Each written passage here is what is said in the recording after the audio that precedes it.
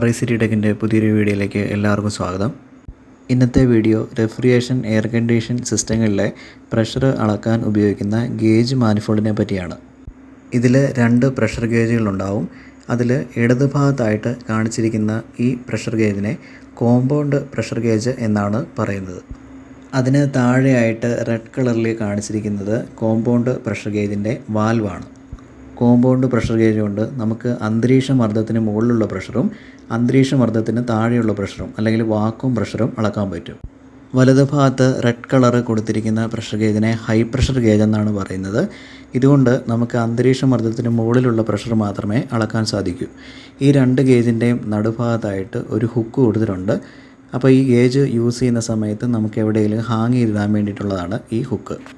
അതുപോലെ തന്നെ high pressure ഗേജിൻ്റെ താഴെയും ഒരു വാൽവുണ്ട്. അപ്പോൾ ഇതിൻ്റെ വാൽവ് ഡാമേജ് ആയതാണ്, അതുകൊണ്ടാണ് കാണിക്കാത്തത്. ഇവിടെ കാണിച്ചിരിക്കുന്ന കോമ്പൗണ്ട് പ്രഷർ ഗേജിലെ സൂചി 0-യിലാണ് നിൽക്കുന്നത്. അതിൻ്റെ കാരണം ഈ പ്രഷർ ഗേജ് ഡിസൈൻ ചെയ്തിട്ടുള്ളത് അന്തരീക്ഷ മർദ്ദം 0 ആയി കണക്കാക്കിയാണ്. അപ്പോൾ നമുക്ക് പ്രഷർ അളക്കാനുള്ള എളുപ്പത്തിന് വേണ്ടിയിട്ടാണ് അത്. ഈ പ്രഷർ ഗേജിൽ പ്രഷറിൻ്റെ 2 യൂണിറ്റുകളാണ് ഉള്ളത്. ഒന്നാമത്തെ യൂണിറ്റ് നമ്മൾ PSI എന്നാണ് പറയുന്നത്. PSI എന്ന് പറഞ്ഞാൽ പൗണ്ട് പെർ സ്ക്വയർ ഇഞ്ച് എന്നാണ് അർത്ഥം. അപ്പോൾ അതിൽ 0, 10, 20, 30 അങ്ങനെ 250 വരെ കൊടുത്തിരിക്കുന്നത് PSI എന്ന സ്കെയിലാണ്. ടെക്നീഷ്യന്മാർ ഏറ്റവും കൂടുതലായിട്ട് യൂസ് ചെയ്യുന്നതും ഇതേ സ്കെയിൽ തന്നെയാണ്. കോമ്പൗണ്ട് പ്രഷർ ഗേജിലുള്ള പ്രഷറിൻ്റെ രണ്ടാമത്തെ സ്കെയിൽ എന്ന് പറയുന്നത് കിലോഗ്രാം പെർ സെൻറ്റിമീറ്റർ സ്ക്വയർ എന്ന സ്കെയിലാണ്. അപ്പോൾ ഇവിടെ കാണിച്ചിരിക്കുന്ന പോലെ 1, 2, 3, 4 എന്ന് തുടങ്ങി 17.5 വരെ കൊടുത്തിരിക്കുന്നത് ഈ കിലോഗ്രാം പെർ സെൻറ്റിമീറ്റർ സ്ക്വയർ എന്ന യൂണിറ്റിലാണ്. അപ്പോൾ ഈ കാര്യങ്ങൾ ഓർത്തിരിക്കുക. അതായത് 0 എന്ന് കാണിച്ചിരിക്കുന്നത് അന്തരീക്ഷ മർദ്ദമാണ്. പക്ഷേ അന്തരീക്ഷത്തിലെ മർദ്ദം ശരിക്കും 0 അല്ല. അപ്പോൾ 0യ്ക്ക് മുകളിലുള്ള പ്രഷറിനെ ഇൻഡിക്കേറ്റ് ചെയ്യുന്ന 2 സ്കെയിലുകളാണ് കിലോഗ്രാം പെർ സെൻറ്റിമീറ്റർ സ്ക്വയറും PSIയും. ഇനി അടുത്തതായിട്ട് വാക്വം പ്രഷർ എന്താണെന്ന് നോക്കാം. ഇവിടെ കാണിച്ചിരിക്കുന്ന സൂചിക്ക് താഴെയുള്ള പ്രഷറിനെയാണ് വാക്വം പ്രഷർ എന്ന് പറയുന്നത്. അതായത് എയർ ഇല്ലാത്ത അവസ്ഥയാണ് വാക്വം എന്ന് പറയുന്നത്. അപ്പോൾ ഇതിനും 2 സ്കെയിലുകളുണ്ട്. അപ്പോൾ ഇതിൽ 0, 10, 20 അങ്ങനെ 30 വരെ കൊടുത്തിരിക്കുന്നത് ഇഞ്ചസ് ഓഫ് മെർക്കുറി എന്ന സ്കെയിലാണ്. അതിൻ്റെ താഴെയായിട്ട് 0, 20, 40, 60, 76 എന്നിങ്ങനെ കൊടുത്തിരിക്കുന്നത് സെൻറ്റിമീറ്റർ ഓഫ് മെർക്കുറി എന്ന സ്കെയിലാണ്. നമ്മൾ റീഡിംഗ് എടുക്കാൻ തുടങ്ങുന്ന സമയത്ത് ആ പോയിൻ്റർ എപ്പോഴും 0-യിൽ കോയിൻസൈഡ് ചെയ്യുന്നുണ്ട് എന്ന് ഉറപ്പുവരുത്തുക. അതല്ല എങ്കിൽ നമ്മളെടുക്കുന്ന റീഡിങ്ങിൽ ഒരു എറർ വരും. അപ്പോൾ അങ്ങനെ വരാണ്ടിരിക്കാൻ വേണ്ടി ഇവിടെ കാണിച്ചിരിക്കുന്ന ഈ സ്ക്രൂവിൽ നമുക്ക് അഡ്ജസ്റ്റ് ചെയ്ത് ആ സൂചിയുടെ സ്ഥാനം കറക്റ്റ് 0-യിൽ കോയിൻസൈഡ് ചെയ്യിപ്പിക്കാം. ഇതിനെ നമ്മൾ അഡ്ജസ്റ്റിംഗ് സ്ക്രൂ എന്നാണ് പറയുന്നത്. എല്ലാ പ്രഷർ ഗേജിലെയും കോമ്പൗണ്ട് പ്രഷർ ഗേജിൻ്റെ ബാക്കിൽ നീല കളറാണ് കൊടുത്തിരിക്കുന്നത്.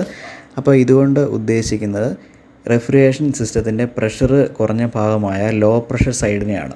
കോമ്പൗണ്ട് പ്രഷർ ഗേജിൻ്റെ താഴെയായിട്ട് ഒരു വാൽവ് കാണാം. അപ്പോൾ ഈ വാൽവ് ഉപയോഗിച്ചിട്ടാണ് കോമ്പൗണ്ട് പ്രഷർ ഗേജിലൂടെയുള്ള ആ കണക്ഷൻ നമ്മൾ ഓപ്പൺ ആക്കുകയും ക്ലോസ് ആക്കുകയും ചെയ്യുന്നത്. അപ്പോൾ ഈ കാണിച്ചിരിക്കുന്ന ഡയറക്ഷനിൽ തിരിച്ചു കഴിഞ്ഞാൽ ഈ വാൽവ് ക്ലോസ് ആകുന്നതാവും. അപ്പോൾ ഇതിനെ നമ്മൾ ക്ലോക്ക് വൈസ് ഡയറക്ഷൻ എന്ന് പറയുന്നു. ഇനി ഈ കാണിച്ചിരിക്കുന്ന ഡയറക്ഷനിലാണ് നമ്മൾ തിരിക്കുന്നതെങ്കിൽ വാൽവ് ഓപ്പൺ ആകും. ഇതിനെ ആൻറ്റി ക്ലോക്ക് വൈസ് ഡയറക്ഷൻ എന്നും പറയും. ഇനി ഗേജ് മാനിഫോൾഡിൻ്റെ വലത് ഭാഗത്ത് ചുവന്ന നിറത്തിൽ കൊടുത്തിരിക്കുന്ന ഗേജിനെ ഹൈ പ്രഷർ ഗേജ് എന്നാണ് പറയുന്നത്. ഈ ഗേജിൻ്റെ സൈഡിലായിട്ടൊരു വാൽവുണ്ട്. വാൽവ് ഡാമേജ് ആയതാണ്. ഇവിടെ കാണിച്ചിരിക്കുന്ന പോർട്ടിൽ കൂടെയാണ് നമ്മൾ ഇതിലേക്കുള്ള ഹോസ് കണക്ട് ചെയ്യുന്നത്. ഹൈ പ്രഷർ ഗേജും ഡിസൈൻ ചെയ്തിട്ടുള്ളത് അന്തരീക്ഷ മർദ്ദം 0 ആക്കി വെച്ചുകൊണ്ടാണ്. അപ്പോൾ ഈ ഗേജിലേക്ക് നോക്കുക. ആ പോയിൻ്റർ സൂചി നിൽക്കുന്നത് 0-ലാണ്. 0, 50, 100 എന്ന് തുടങ്ങി 500 വരെ കൊടുത്തിരിക്കുന്നത് PSI എന്ന യൂണിറ്റിലാണ്. അപ്പോൾ നേരത്തെ പറഞ്ഞിരുന്നു PSI എന്ന് പറഞ്ഞാൽ പ്രഷറിൻ്റെ ഒരു യൂണിറ്റാണ്. പൗണ്ട് പെർ സ്ക്വയർ ഇഞ്ച് എന്നാണ് അത് അർത്ഥമാക്കുന്നത്. ഇനി അതിൻ്റെ തൊട്ട് മറുവശത്തായിട്ട് കൊടുത്തിരിക്കുന്നത് കിലോഗ്രാം പെർ സെൻറ്റിമീറ്റർ സ്ക്വയർ എന്ന യൂണിറ്റിലാണ്. അപ്പോൾ അത് 0, 5, 10 എന്ന് തുടങ്ങി 35 കിലോഗ്രാം പെർ സെൻറ്റിമീറ്റർ സ്ക്വയർ വരെയാണ് ഉള്ളത്. ഇനി നമുക്ക് കോമ്പൗണ്ട് പ്രഷർ ഗേജിൽ ഉള്ള ഒരു 3 അഡീഷണലായിട്ടുള്ള സ്കെയിലുകൾ ഏതൊക്കെയാണെന്ന് നോക്കാം. അപ്പോൾ ഈ കാണിച്ചിരിക്കുന്നതാണ് കോമ്പൗണ്ട് പ്രഷർ ഗേജ്. അപ്പോൾ അതിൻ്റെ ഉള്ളിലായിട്ട് ഒരു 3 സ്കെയിൽ കൊടുത്തിരിക്കുന്നത് നോക്കുക.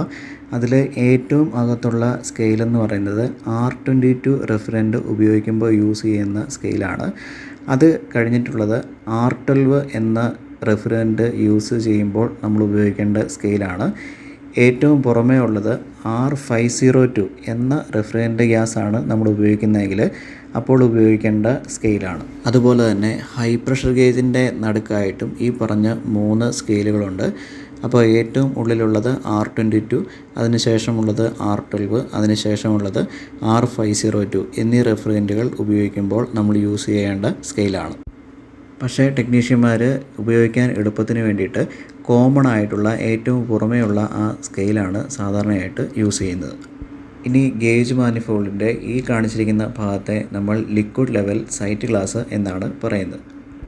റെഫ്രിജറൻറ്റ് നമുക്ക് ഒരു സിസ്റ്റത്തിലേക്ക് ലിക്വിഡ് അവസ്ഥയിലും ഗ്യാസ് അവസ്ഥയിലും ചാർജ് ചെയ്യാൻ സാധിക്കും.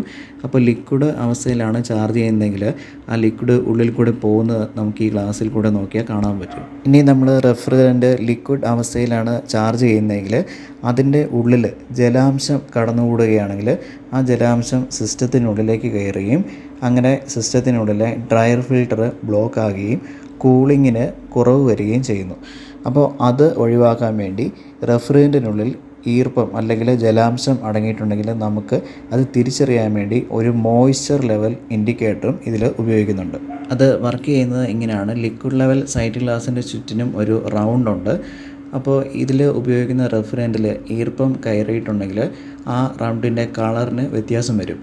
അപ്പോൾ നമ്മൾ ഉപയോഗിക്കുന്ന ആ റെഫ്രിജറൻറ്റിൽ ഈർപ്പം ഒട്ടും തന്നെ ഇല്ല എങ്കിൽ അത് വൈറ്റ് കളറിലും ഈർപ്പമുണ്ടെങ്കിൽ അത് ബ്ലൂ കളറിലും കാണുന്നു.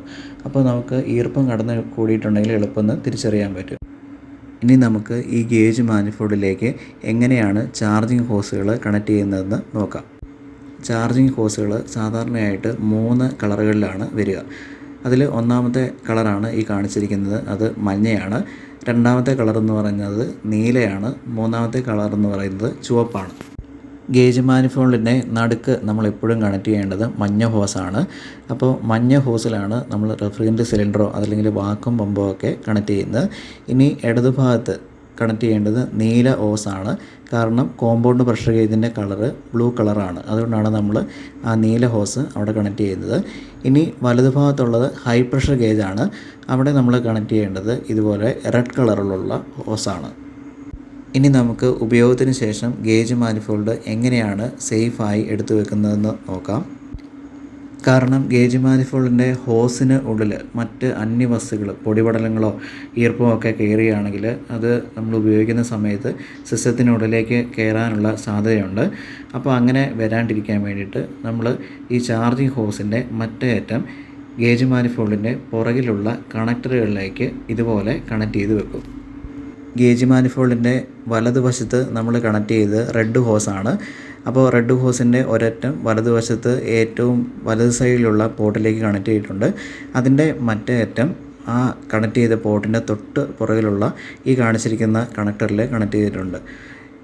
ഇനി അടുത്തതായിട്ട് നമ്മൾ നേരത്തെ പറഞ്ഞ പോലെ തന്നെ യെല്ലോ ഹോസും അതുപോലെ തന്നെ അതിൻ്റെ തൊട്ട് പുറകിലുള്ള ആ കണക്ടറിൽ കണക്ട് ചെയ്യണം. അതുപോലെ തന്നെ ബ്ലൂ ഹോസും നേരത്തെ പറഞ്ഞ പോലെ തന്നെ കണക്ട് ചെയ്യണം. ഇത്രയും കാര്യങ്ങളാണ് എനിക്ക് ഗേജ് മാനിഫോൾഡിനെ പറ്റി നിങ്ങളോട് പങ്കുവയ്ക്കാനുള്ളത്. അപ്പോൾ ഇതിനെപ്പറ്റി നിങ്ങൾക്ക് എന്തെങ്കിലും ഡൗട്ടുകളുണ്ടെങ്കിൽ വീഡിയോയുടെ താഴെ കമൻറ്റിൽ മെൻഷൻ ചെയ്യുക. കൂടാതെ റെഫ്രിജറേഷൻ ആൻഡ് എയർ കണ്ടീഷൻ ഫീൽഡിലുള്ള പുതിയ അറിവുകൾക്ക് വേണ്ടി ഈ ചാനൽ സബ്സ്ക്രൈബ് ചെയ്യുക.